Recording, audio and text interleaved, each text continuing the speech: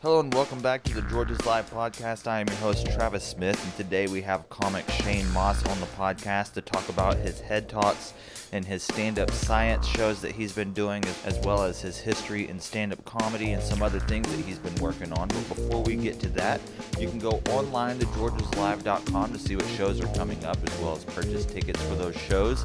You can get tables for each one of our shows by calling 479-527-6618 through the week between 9 a.m. and 2 p.m. And be sure to visit us on social media, on Facebook and on Instagram at Georgia's Majestic Lounge, and on Twitter at Georgia's Majestic. Let's go ahead and take you straight to the podcast. This is Shane Mauss on the Georgia's Live podcast. All right, I am here with Shane Mauss on the Georgia's Live podcast. What's up, man? How are you? I'm great. How are you doing? I'm doing well. Looking forward to your show coming up here at Georgia's, and wanted to have you on the podcast to talk about the format and kind of, it's a cool concept that you've got going on, and I wanted to talk about that, talk about your podcast and the stuff that you've got going on right now. Yeah, so for listeners, a bit about me. I've been a stand-up comedian for 16 years. Early on in my career, I did the traditional path. I was very fortunate. I got to do a bunch of like late night stuff and Comedy Central things, and real at the time dream come true kind of stuff. And then after that, I was kind of looking to expand and add more substance to my content. And I had an interest in science. I'm a blue collar guy. I'm from rural Wisconsin, and I didn't go to college or anything. I wanted to be a comedian my whole life, but I always was reading science books and whatnot, and kind of midway through my career, I just got more and more interested in science, and that led to me eventually doing a science podcast called Here We Are. So in my stand-up travels each week, I look up universities and find a guest to do a podcast with, a lot of how the brain works, a lot of psychology, neuroscience, evolutionary biology and psychology, behavioral economics, and that sort of stuff. So I started doing science-themed shows, and I did one about mating. I did one about the evolution of negative emotions, and then I did a third one about psychedelics, and that it really took off for me. There's more of an interest in it than I would have imagined, and it ended up turning into a 111 city tour that I did. That was the inspiration for a documentary, Psychonautics, a comics exploration of psychedelics, where I interviewed kind of the top psychedelic researchers and mixed it with my stand-up and showed some of my own experiences. And since that time, I've been full-time doing this show, Stand-Up Science, where I find scientists in every city that I go to for a show that's half comedy set, half science talks, and then all kind of blended together with Q&A and improv and stuff. And then I wanted to do a psychedelic version of it, which is the tour that I'm bringing through. So that's called HeadTalk. And so it's a half comedy, half science show, all about psychedelics. And so there's a bunch of comedy. There's a science talk from an anthropologist who wrote a book about ayahuasca. She lives in Peru studying the tribal people there, and then a modern influence of Westerners going to Peru for kind of ayahuasca tourism, so yeah, it's we blend that all together into one show. Nice. That's got to be exciting for you to be interested in that, and to kind of fuse your interest together of comedy, like your passion, and then your interest to kind of, I bet your mind is blown all the time going around talking to these folks. Constantly, man. I'm like an epiphany junkie. Like anytime I learn something new that kind of changes the way that I see things, and that's like what I live for, of those moments. I'll take a whole class or read a whole book or whatever, and there'll just be like one or two moments within that where I'm just like, holy crap, I need to rethink everything that I don't think there's probably life. many humans on the planet that are taking in as much information as you are, though, as talking to these educated people that are dropping knowledge on you constantly.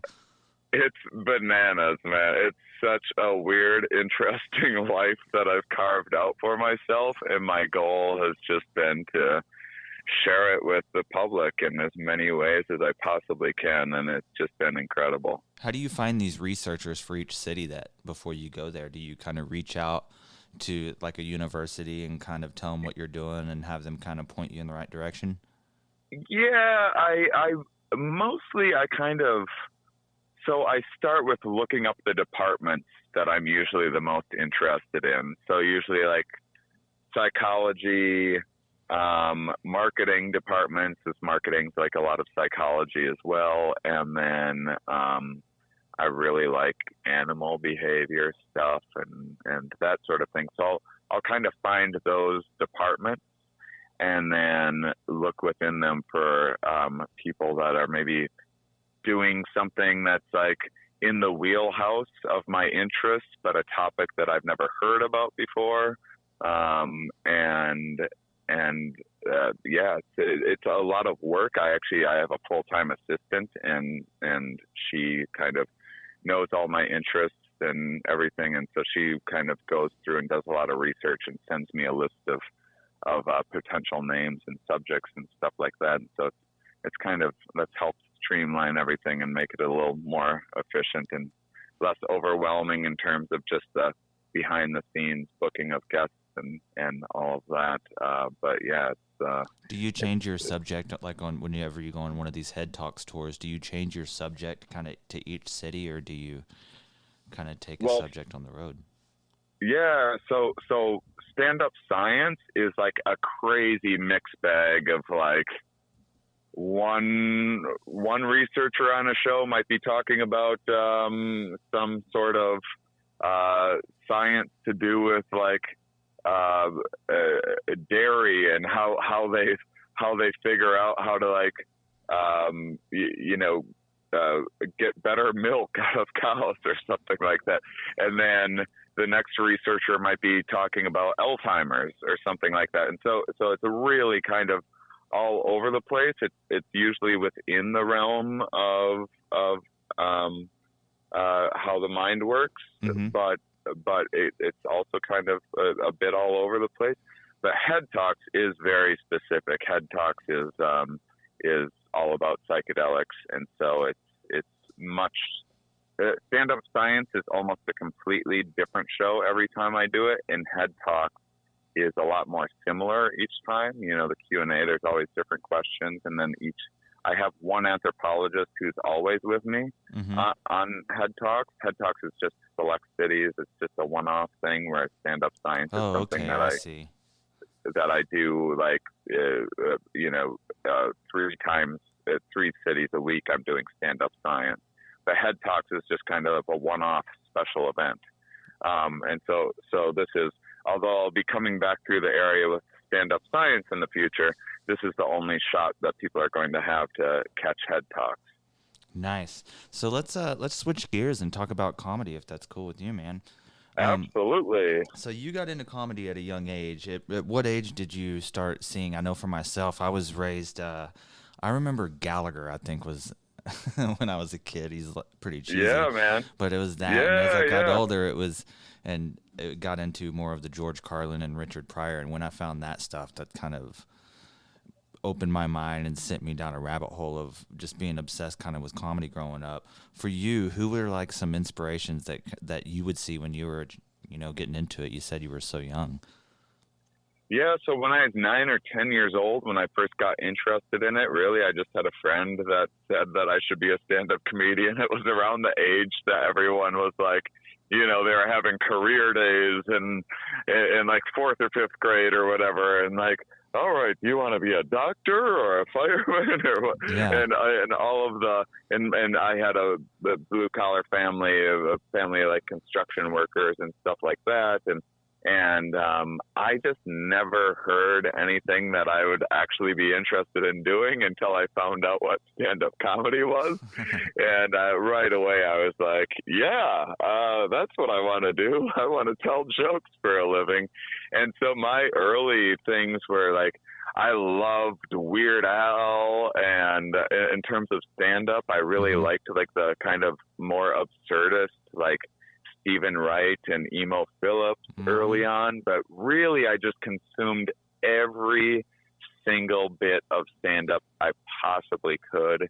I would record every late night show so I could see anytime there was a stand-up on doing a set.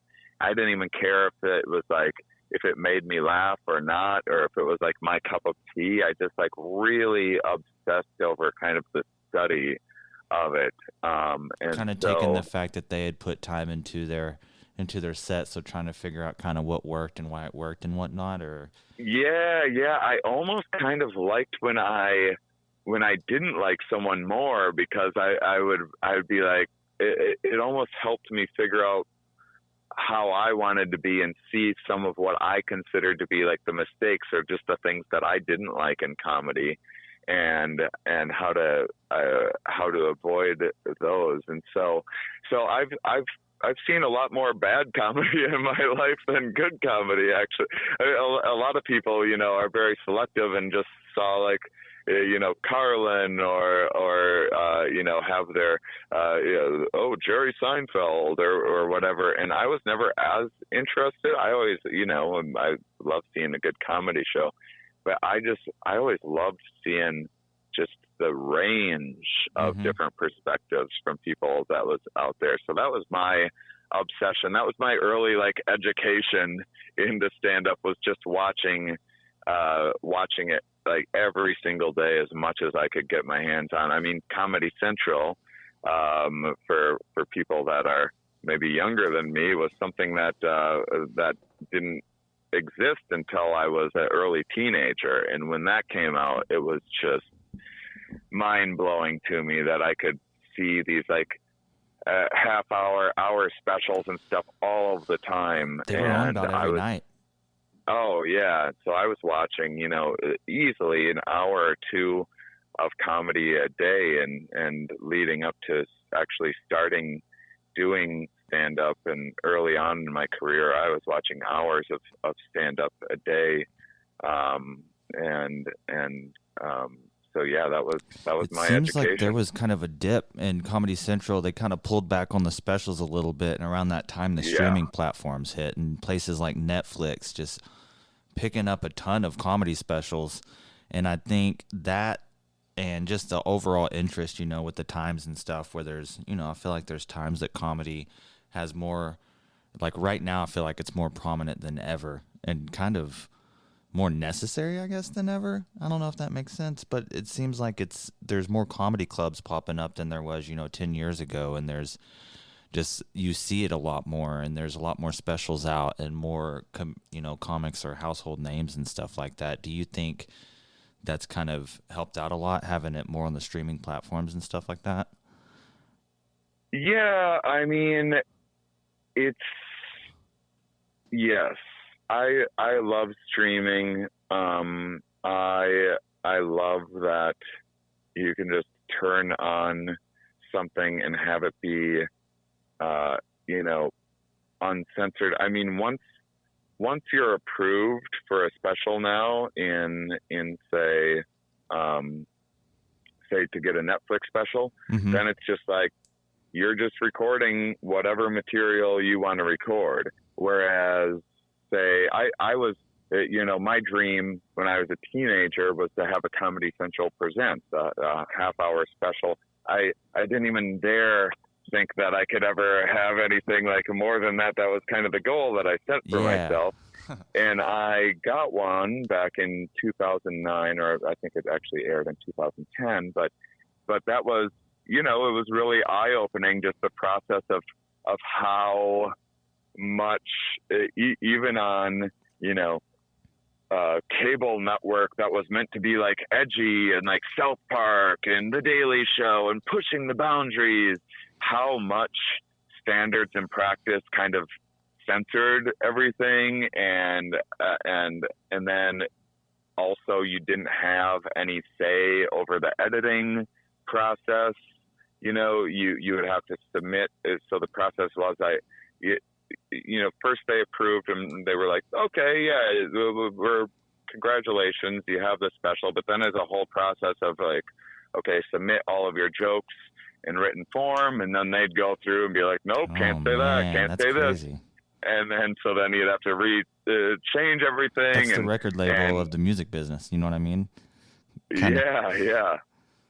Kind of and saturated. Yeah, I mean, so streaming changed all of that and opened up things and made a lot more freedom and so Netflix, they've gone back and forth of like how much they want to discover new talent or how much they want to just have like the Dave Chappelle's and like the biggest names in comedy. And so, I've had a Netflix special before. Since at that time they were giving like more up and comers specials. Now they're like, we're only giving out like the $10 million special acts or whatever, like the biggest names. But there's also, Amazon's doing things. Mm-hmm. There's other platforms out there, and even things like YouTube, I mean, has changed the world where people are, there's guys like Bo Burnham that got their start just making funny YouTube videos, and that's how they got into the world of comedy. They were almost famous before they ever even appeared in the comedy club. And I'm pretty sure they're paying you if you get like 1,000 subscribers. Now they'll start paying you. I believe that's right from YouTube. Yeah, absolutely. It's crazy. So there's a lot more freedom for the artists. Mm-hmm. Whenever you started doing comedy where you live, was it a popular thing at the time, or was it kind of a DIY scene type thing, or what kind of scene did you come up in there? Boy, that's tough to say. I mean, I guess, so I started in Boston. I'm from Wisconsin originally, mm-hmm. but I moved to Boston, and that's where I started my comedy career. Yeah, so that's a good city to start in, I would imagine. Yeah, it was good in terms of there was just an unlimited amount of stage time, but the quality of stage time was pretty crap. I mean, really brutal, poorly run, like open mics and stuff. And there are some decent clubs around, but a lot of the clubs around Boston at the time were either not very good, or they're just like small, like showcase clubs that were like fun and hip, but just like you did 7 minutes or whatever, and there's a bunch of people doing 7 minutes on the show. And there's really a lot better clubs like all around the country, but the Boston scene was such that, say it was your first time starting out in comedy. Well, if you happen to know a comedian, or you were checking out the scene and asked around enough, there was enough opportunity for, even if you'd never been on stage before, you could start and be doing like 2 sets a night if you wanted to. Nice. I mean, they'd be horrible shows, with like not really any there maybe be like 5 paying customers there or something like that in like some coffee shop or something like that. But there was a lot of opportunity, and it was a lot of, to start out, there really wasn't, I couldn't imagine a much better place because, one, you could just get lots of stage time, and 2, it was really challenging, and there was also a variety of different rooms too, and so it was a good place to start. And then, fortunately I caught on pretty fast and caught some breaks early on, and then I kind of hit a ceiling in Boston where there just wasn't as much that it could offer me, once I was more established. Mm-hmm. And so then I became a full-time touring comedian at that time.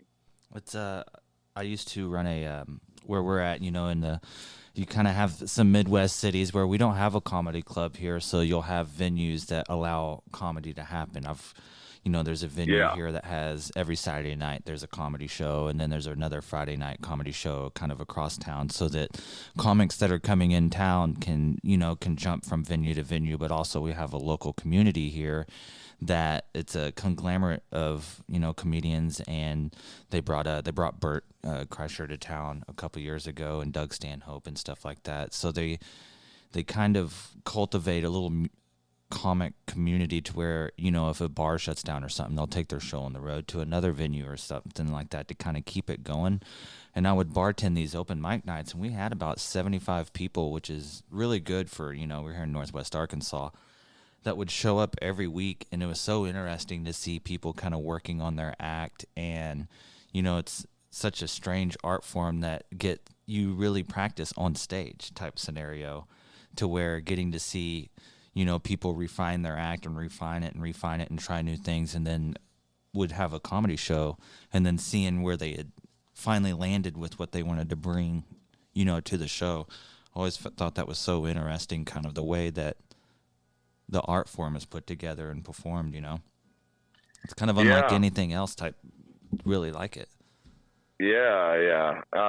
And I mean, the world's constantly changing so fast in terms of entertainment, because now there's, you know, I mentioned kind of YouTube and being able to do, you know, find your own path that way, but podcasting, I think, is the most incredible thing to happen to comedy since I've been alive. Man, it is insane how much of a platform it's given people.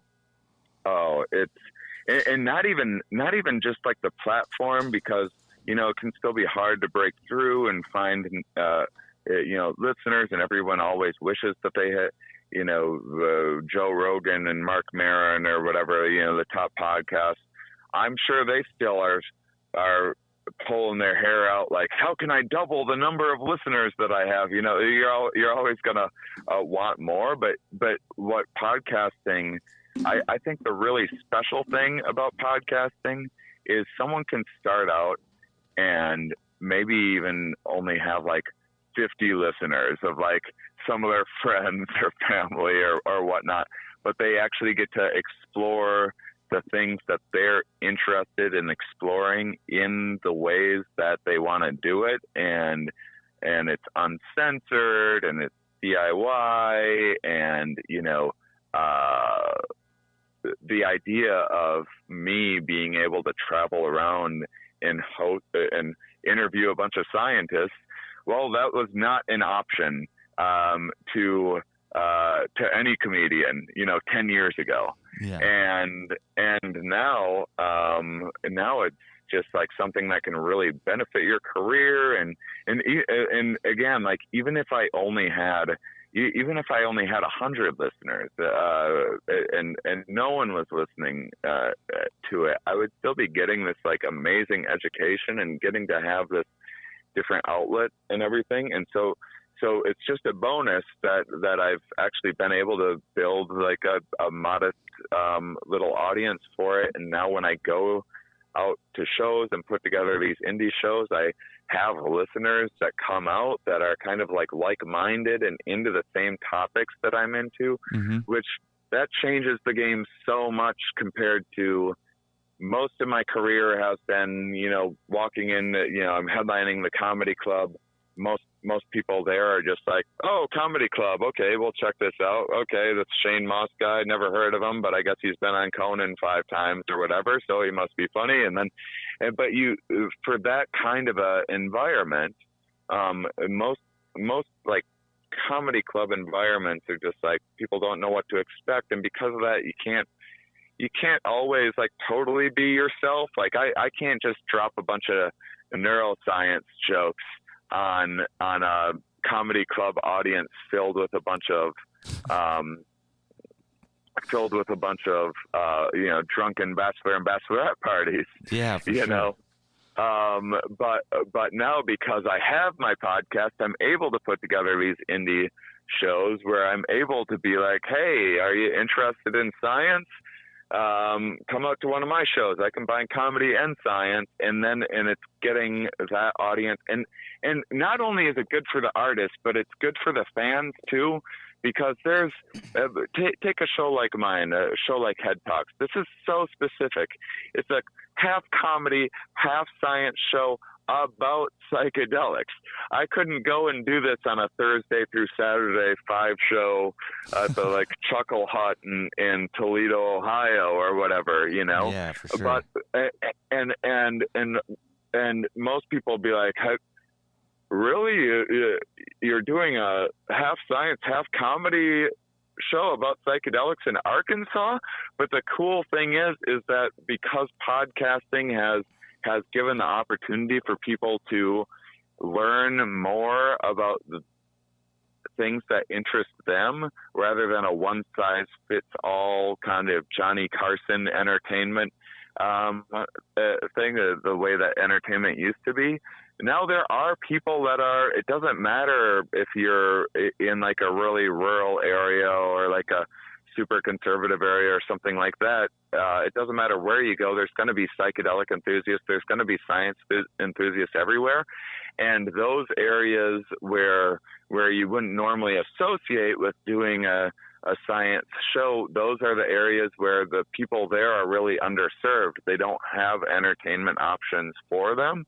And so those audiences I find to be the most enthusiastic, and they're just like so grateful. Yeah, they're that super pumped that you're coming because they don't get stuff like that very often. Yeah, and that's just such an amazing game changer for artists and audiences alike, and that's what's really exciting about the modern world. And I appreciate you coming here because, you know, like, we just don't have a lot of places that are for comics that are coming through, honestly, kind of on your level, to be able to have a place to perform. So having something like this and you coming through, and, you know, and I started this podcast because, you know, to kind of help tell the story of this venue we're at, because it's been here for like 94 years and has all this history, but we have all these cool people coming through here, and just being able to tell the story of what they're doing.